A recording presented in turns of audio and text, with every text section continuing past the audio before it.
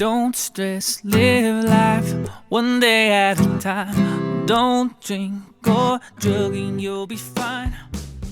Welcome back. Today I want to talk about what everybody's been talking about this past week, and that's the death of Mathew Perry.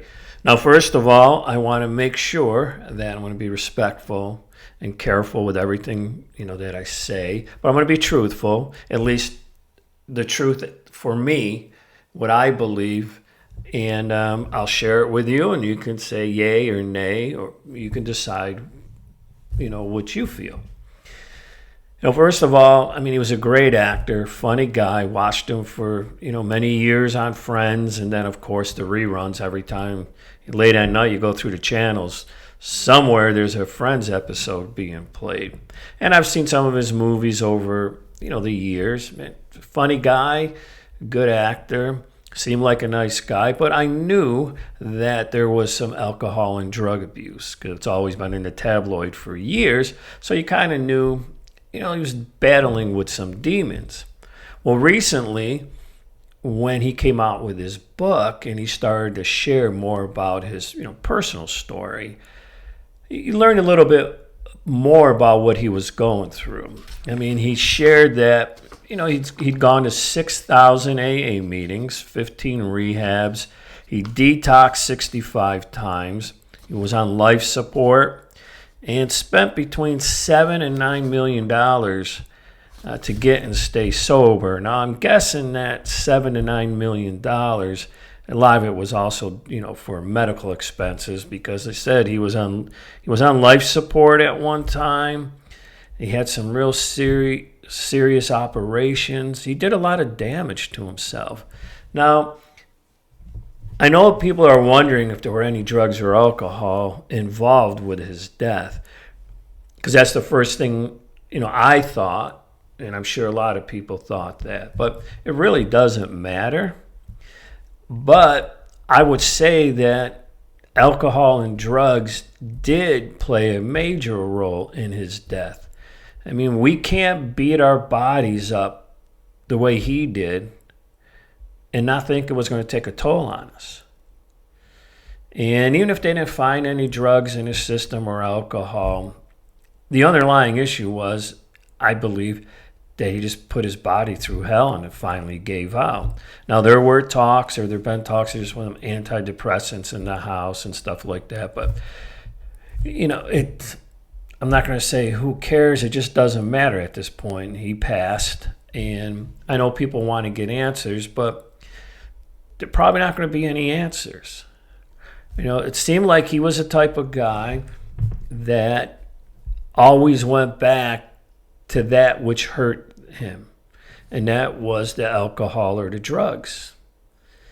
And I have a hard time understanding that, because once a person gets some time in sobriety and they see it can be accomplished, no matter what demons pop back up in your life, you've proven to yourself that you can stay sober.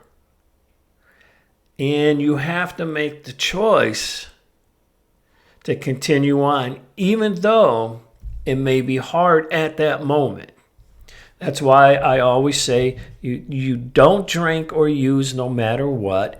And no matter what means no matter what. Whatever comes up in your life, whatever challenges. People who abuse alcohol or drugs, they get to the point where they have some time being sober, sort of, thinking clearly. If a situation comes up, they have to handle it any way they have to, but without putting alcohol or drugs in you. He shared about his story. He wanted people to, hear his story in hopes to help someone. The problem with that for me is his own story didn't help him.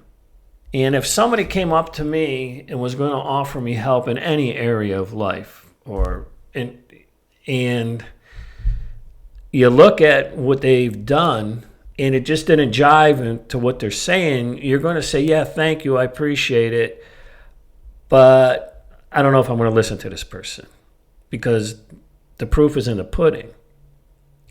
I'm very confident. I'm not cocky, but I'm confident. If somebody says to me, hey, man, I'm struggling, I'm a drug addict, I'm an alcoholic, can you help me? And I've had people ask me, I tell them exactly what I say here on this podcast. You can't drink or drug. Number one, no matter what, you don't drink or drug no matter what. Life's going to throw you a bunch of challenges, but you got to handle them. And you can't give yourself excuses to pick up or use. Now, it is easier said than done. And as I stated in a different podcast, or a couple of my podcasts, that somebody very close to me, who I talked to for years, died of a drug overdose. And this person heard everything that I'm saying here, had the same opportunities that other people have had, to handle situations differently, and the person picked up and continued to pick up, and it took that person's life. I'll share more some other podcast about it. It's difficult for me to talk about it. But so when I hear people that say, I got to get out there and help somebody, I believe they want to help. But you can't be of any help to anybody until you help yourself first. You have to be that person that says, I understand what you're going through. I was just where you were 5, 6 years ago, 10 years ago, but I did this, and I got to move forward with my life without putting a drink or a drug in me. Going 6,000 AA meetings and 15 rehabs.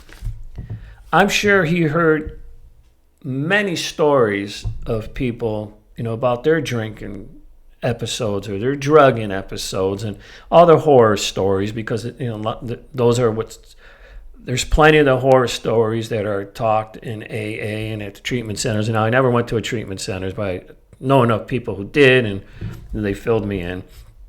So there was plenty of people telling stories, plenty of people telling their experience. But he couldn't really put that much time together. He spent most of his time using and abusing and hurting himself, which is the sad part. But I believe that everybody has a right to do what they feel they want to do and handle a situation with however they want to handle it.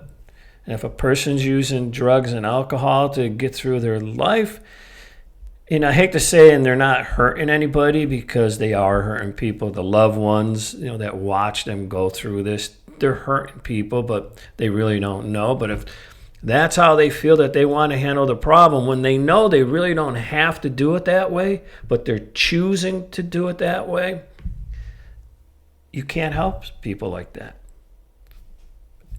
No matter how much you want to, trust me, no matter how much you want to grab a person and go, listen to me, what I say, it won't register. They have to understand. A person has to understand deep inside why they shouldn't put alcohol or drugs in their system. They have to understand that if they do, they are opening the doors of more of the past that they were trying to get away from. And I believe many people who pick up by choice, I don't believe in the term they just relapsed or they had a slip. No, they made a choice to pick up a drink or a drug because they wanted the effect that it would give them. And if something happens, they have to take the responsibility for it. For instance, I know for a fact, should I ever pick up a drink, which I don't think I will, pretty sure I won't, but should I ever decide that I want to drink again, I know that I will be responsible for whatever happens.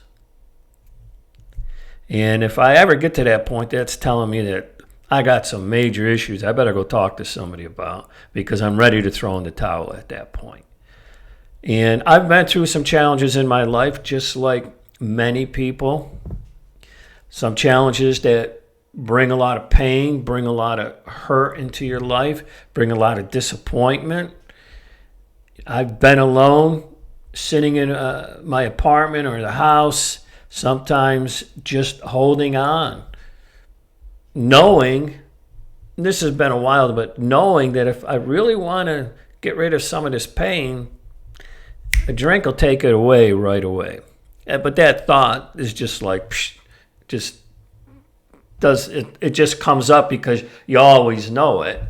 I always know what'll get rid of the pain, but that's not an option for me. So there are times where I just have to struggle through it, maybe make a phone call, talk to somebody, or I just go do something. You know, when a person says, oh, I had to take that drink or I had to get that drug, there's nothing else I could do, I always say it's bullshit. I always say there's something else if you really think about it. No matter what's going on, there's always something else you can do before you put a drink or a drug in you. Always. But it comes down to a choice. And, you know, people don't talk too much about the choice. They want to talk about problems. They got to throw, well, it's a disease. I'm not going to get into that. It's boring for me, and I don't mean that rudely, but it's a disease. It's a disease. It's the disease's fault. I don't believe it. It comes down to a choice. There's a little voice talking to you. Well, there could be another voice in your head saying, no, I'm not going to pick up. So it was a sad thing to see what happened to him. I believed he really wanted to get his life straightened out. I mean, let's face it. He did very well.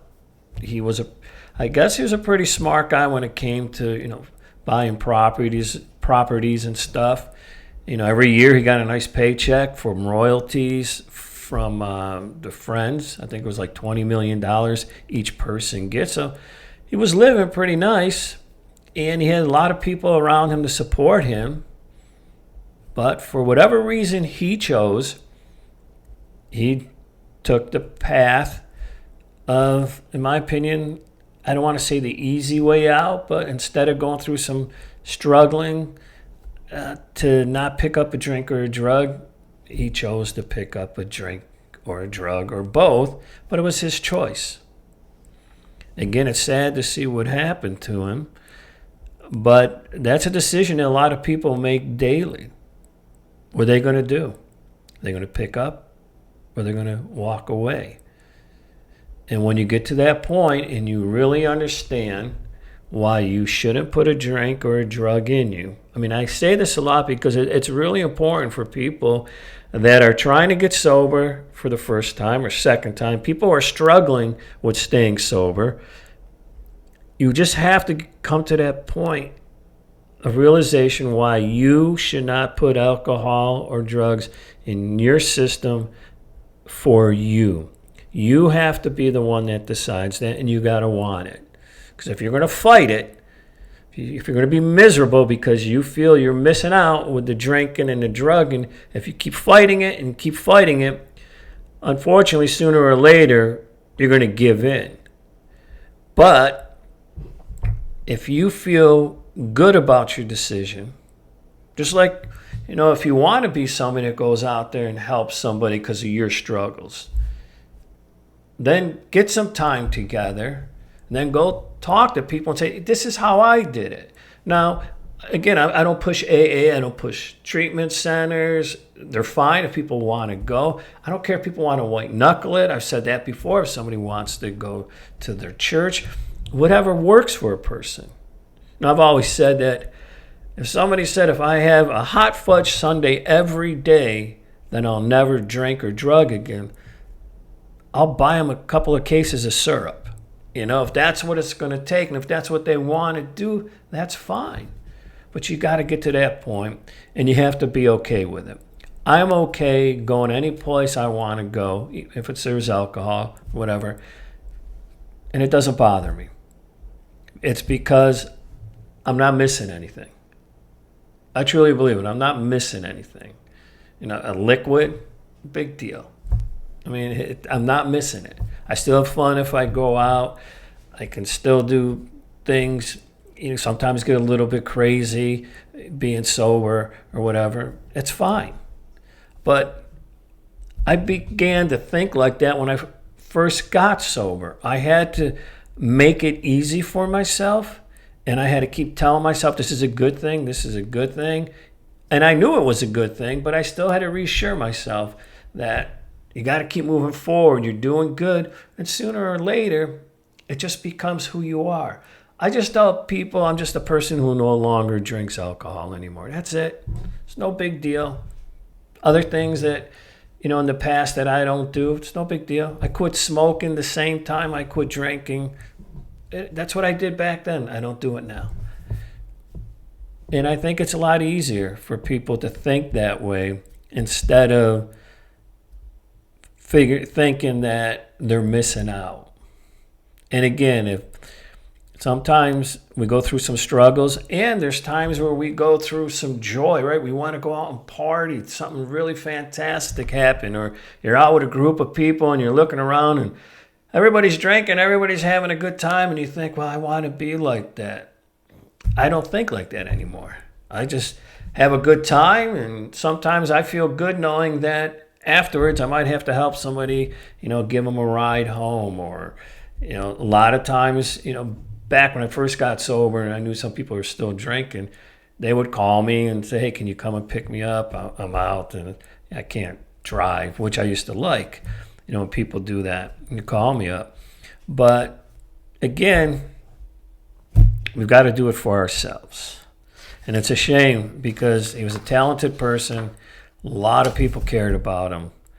And I guess the biggest lesson that I took out of it, with all his money and with all the people around him, he couldn't put any time together, real time. And he just didn't grasp the fact that when you get sober, if you can get to that point where you got some time, 10 days, 15 days, 30 days, you prove to yourself, I can do it. And you just got to keep moving forward. And like I always say, you don't drink or drug no matter what. And no matter what means no matter what. Rest in peace.